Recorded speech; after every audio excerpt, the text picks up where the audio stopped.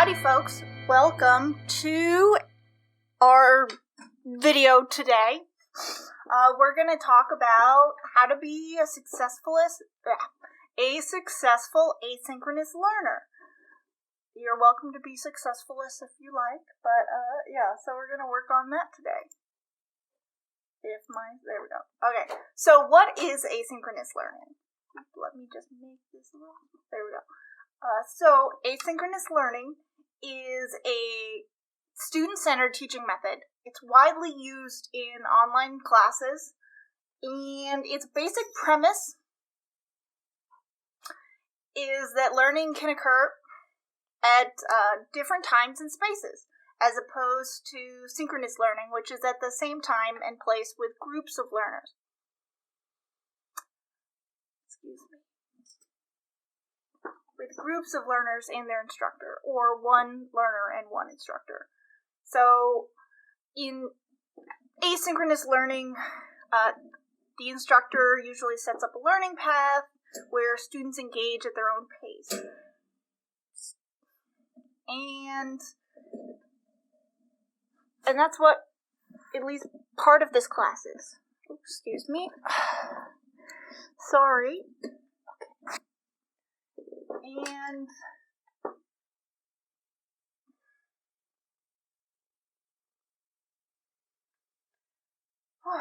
so there are pros and cons to asynchronous learning. As you can see from one, asynchronous learning can lead to disruptions, but most of the time I personally found it to be more equitable. So the alternative of synchronous usually involves Zoom or some online streaming where essentially you are at the mercy of your internet. And streaming video and connecting to online meetings uses significant amounts of data. We're talking essentially Netflix streaming, but instead of just receiving it, you're also transmitting, and that can take its toll both on your internet bill if you have a service provider that caps your data plan, and in general, I found that it's not great. So even when most students have high-speed internet and can connect to the meeting successfully, it really only takes one or two glitches in connectivity or audio-visual video problems to affect the overall quality. And a lot of time is spent with troubleshooting, and in addition to that, just like preparing ahead of time, getting everything set up. It's not uncommon for microphones to suddenly stop working, webcams to go dark, files to disappear, and there's a lot of stuff that can go wrong. So with asynchronous learning, instead, instructors can take their time setting up the learning paths, making sure that it's up to code before students have access. And so there's a lot more upfront, there's a lot more work on the instructor end, but I found that it's just so much easier on the student side and equitable to do it this way. Because, frankly, a successful online meeting with a large group of people requires the stars to align. Having a good meeting means everybody logs in on time. There are few to zero technical issues. Everyone is able to control their individual learning spaces, like making sure the dog doesn't bark, the baby doesn't cry, the cat doesn't instill chaos. And honestly, I'd rather not deal with it, because I'm pretty decent at this video stuff. At editing, filming, I'm just recording from my apartment. So, and because I do mostly lecture-based as well as like individual assignments.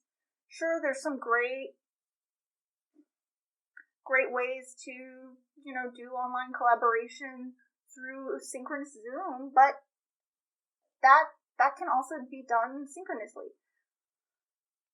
So, and frankly, if we can all remember that like hour-long meeting that could have easily been an email, that is frankly online learning in a nutshell. So, you can do that hour-long Zoom together with synchronous check-ins, office hours, Q&A, just having it so that most thinking and grappling, which is how college courses work anyway, is already done asynchronously. So my general strategy is to keep live meetings short, to answer questions, run through to write down topics or issues, but everything else is as you see before you via YouTube or whatever video hosting service I'm using.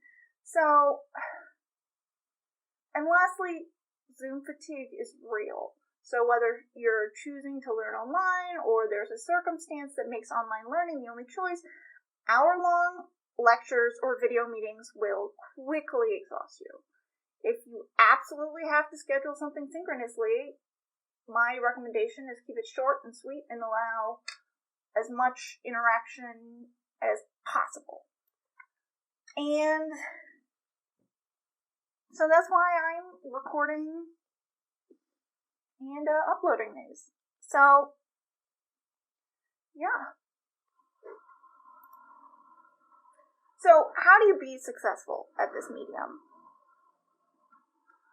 So, first of all, you have to treat it like a real course. So, when it comes to online classes, you really need to have the discipline to sit down and say, I'm going to work on this, as well as the dedication to actually follow through. So, though you can be flexible as to when you choose to complete your work during the week, you can't put it off indefinitely. So one of the easiest ways to do this is to ensure that is to remember you're paying to take this online class. And it's taught by the same faculty that would do this in person. So you've got to show up if you're going to learn something. Don't cram. Because while you can play these on like double speed. But I already talk pretty fast. So if you're doing that, good luck. So treat your online class the same way you would a face-to-face, or better yet, a job, so that you'll be off to a good start. Hold yourself accountable. One reason why I tend to build in tiny little engagement activities is to help students stay on task, so that you don't lead to a cram session in which you get overwhelmed and stressed with the amount of stuff you have to do, because it's a lot. If you leave everything to the first assessment, you're not going to learn as well. Maybe you'll get a good grade, but at the end of the day, you're probably not going to retain a lot of it. So, okay, next, holding yourself accountable. So set goals at the beginning of the semester and check in with yourself weekly. That's what the weekly check-ins are for. So in a traditional class, you'd receive verbal or visual reminders about an assignment's due date.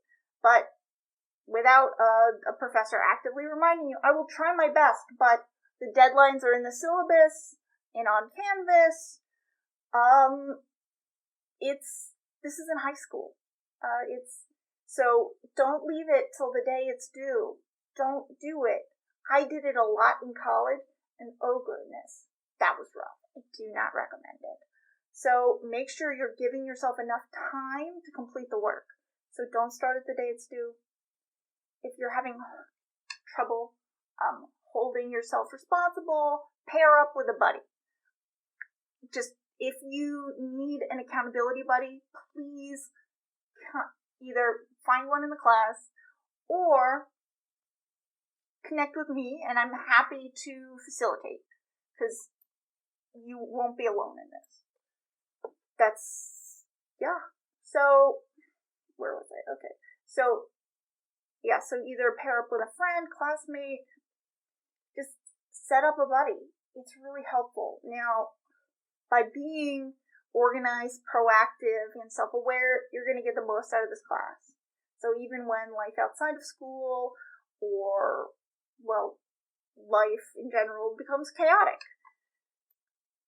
Okay, so next, you really want to practice some time management. So while this class is designed to be really flexible, because I know that I've got students across the globe, so they're asleep while I'm awake while they're asleep, and I don't want to have them zooming in at 2 a.m. their time, because that's nuts. No one's enjoying that. And no one's learning. So that's why I'm doing this asynchronously. So that flexibility, because not everyone is in the same time zone as you, or me. So, while you have to be flexible, and that's the biggest appeal of asynchronous, that freedom is also really dangerous if you don't have solid time management skills. So without them, you could easily find yourself cramming before classes or handing in subpar assignments. So how you manage your time is going to depend on your schedule, your kind of typical learning MO, and just personality. Some people thrive with impending deadline, or at least they are successful with impending deadlines. I know if I were an asynchronous student, I would struggle. I would struggle a lot. But especially in college, I was definitely the last minute, and it showed in my work. So how you manage your time is going to be important. So I'm happy to send you useful tips on how to help you practice and improve. But big idea is look at the syllabus at the start of the semester and make note of every deadline that's in there and put them in your calendar. Don't rely on Canvas or whatever online learning module I'm using now. It's not perfect, and it's not all faculty are going to be able to program, because in order to get it to show up in your to-do list, faculty have to double program. They've got to put in the when the assignment opens, when it closes, when it's due, as well as an additional due date that's separate, which is really weird and annoying. So you can't, as much as we try, faculty are really trying hard to make sure that everything works as well as they can, but at least for me, I know I'm pouring hours and hours into content. The first fully asynchronous class I made, a personality class, ended up being 24 hours of footage of deliverable content, plus all of the personalized video feedback. I gave assignments. So that ended up being about 25 hours of content, on the student's end. It's a lot, because for every hour of filming, there's at least 2 hours of post-production. And that's assuming that you've already done all the pre-production. So that 1 hour that a professor has made that you've seen is a lot extra time. And when they're developing a class for the first time, or they're filming it for the first time, it's a lot of work. So please make note of your syllabus. I will do my best to remind you and check in, but I may miss some, because I'm only human. So please put them in your calendar. And also don't forget to factor in prior commitments, other things that are interfering with your work schedule when different assignments are due, such as weddings, vacations, so you can give yourself enough extra time. And if you have a big looming event, talk to me. I'm happy to work with you if you do so in advance of the deadline. If it turns out to be the day of and you're oh shit, I forgot, I have 3 weddings and 5 assignments, I'm going to be a little less sympathetic because I know that, frankly, you knew about this the entire semester and could have let me know earlier. So I'm much more sympathetic and flexible if you tell me in advance. Okay, so other weekly time management things. So you want to create a weekly schedule for yourself. Designate certain hours each week to reading and watching lectures and completing assignments. Commit to making your online coursework part of your weekly routine and set reminders to yourself. So when working on assignments, you can try time blocking, which is allocating a certain amount of time for each task before moving on to the next one and setting a timer to keep yourself accountable. So you also want to check in throughout the term to see how much time you're spending. So how much time am I dedicating to course readings and assignments? Am I regularly underestimating the time it's taking me to get things done, forcing me to cram? A little self-reflection can go a long way. What I started to do at the end of undergrad was start kind of tracking my time. Now, I've lost that data. It was using like a Pomodoro system, so it wasn't the best. And I kept using that till my second year of grad school. But I'm still terrible at estimating how long things will take. But by tracking my time, I was at least able to get a sense of how long. So I encourage you to track your time, see how much time you're spending, and if it's too much or too little, please talk to me. So, alright, so I have more on this in the next slide. But, alright, so let's back up.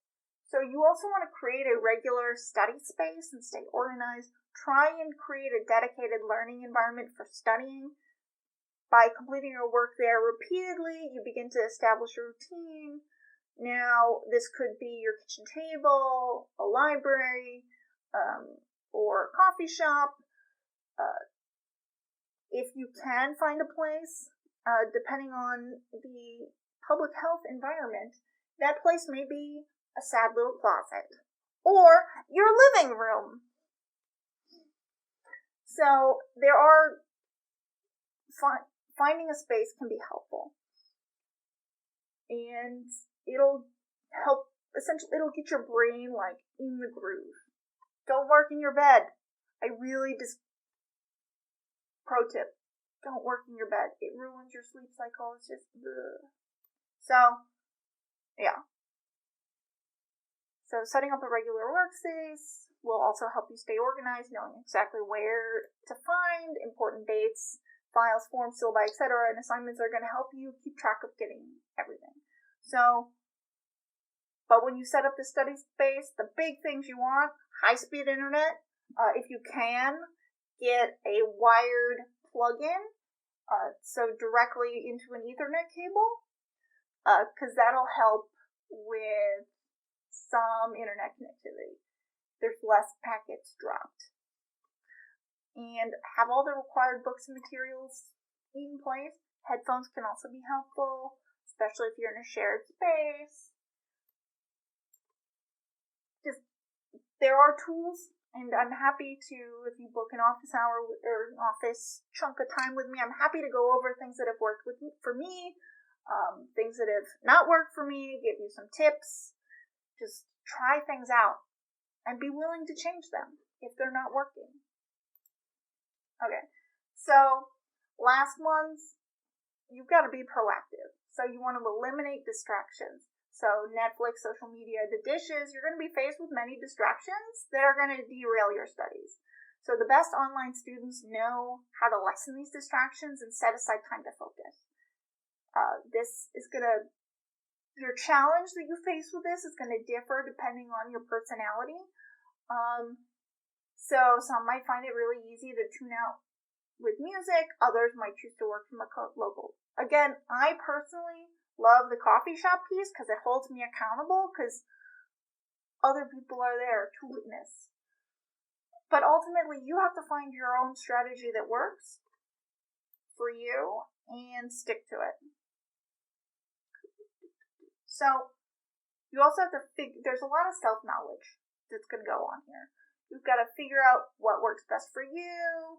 Think about how and when you accomplish your best work. If you're a morning person, make time to study first thing. Are you a night owl? Set time an hour or two after dinner.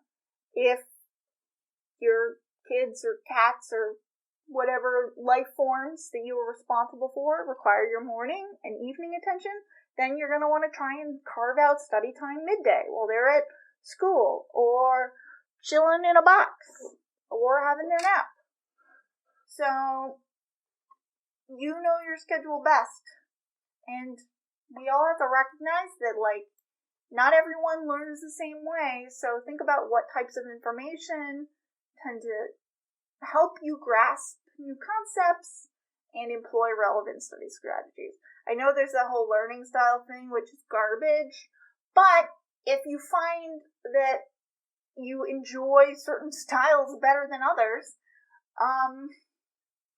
you can try those. I'm happy to, like for me, I don't learn as well if I'm just watching. Like, I watched a lot of, like, how to edit videos, how to shoot online videos, and just watching them was okay, but, it wasn't until I actually started editing and, like, doing it that I got good at it. And so practice. Whatever style works for you, whatever is most enjoyable, do that. But build in time to play and watch the online content. Next, you want to actively participate. So participating in those courses online forum can help you better understand both the course material and fellow classmates. This might involve just commenting on a discussion post, posting questions, all those engagement activities. Read them. Check in. Read the announcements. All of them. I try and minimize the number I have. I try and collapse them. Read them. I'm not sending them for giggles. If I embed a video, watch it, because it usually includes helpful content or tips. Mine. Sorry. And, so the flexibility of online learning does have some advantages. So you can just block out a little 30-minute thing to squeeze in your discussion post. But in general, you should be checking in with your class every day. Just even 15 minutes, make sure you're up to task. And if you find yourself falling behind, speak up now. Don't wait until an assignment is almost due to ask. Email me. I'm here, like, all the time, because I'm either working from my desk or filming or editing. Right here. I'm here. But I can't help you if you don't tell me you need help. I can offer as many office hours as possible. I now make them by appointment. That's not to intimidate you. It's just more efficient for everybody. Just grab it. The current app I'm using is Calendly. But if that goes away, or I've tried something else, book a time. I'm not scary. You'll get to literally see me in this setup, because this is where I Zoom. So ask me for help. I am here. Read the instructions. Follow the instructions. Use them. Use these tools. And lastly, leverage your network. So online classes can make it feel like you're learning on your own, that you're teaching yourself, but frankly, this is the furthest thing from the truth. So most online courses are built around the concept of collaboration, with the professor and instructor actively encouraging students to, like, engage together. All those discussion posts, while I do make it so you can do, like, solo engagement, because some people that's what they want, you have classmates struggling with you. So use them. Introduce yourself. Meet them. Like, I'm happy to figure out how to connect people off-site. Please, I'm here. Use me as a resource. Like, I'm guiding you through this process, but it's on you to do it. Yeah.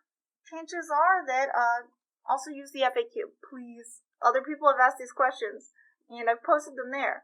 Read the syllabus. I cover a lot of this stuff, but there's always questions that I haven't covered. So, please ask, because your peers will thank you, because they probably have the same question. Cool. So, next one. Ask for help. Please ask for help. I'm here to help you. But I cannot help you if you don't tell me you need help. Ask your peers, ask your professors, ask your TAs if we have one for this class. Ask your friends. You have a network that wants to help you. I like giving A's. I want to give everyone an A in this class. But if you don't do the work, and you don't communicate with me, I can't help you unless you ask for help. And throughout there may be times where I get a little overwhelmed by the emails, but I would much rather be overwhelmed than underwhelmed. Yeah, okay, so that is my spiel on how to be a successful asynchronous learner. So I'll see you next time. Bye-bye!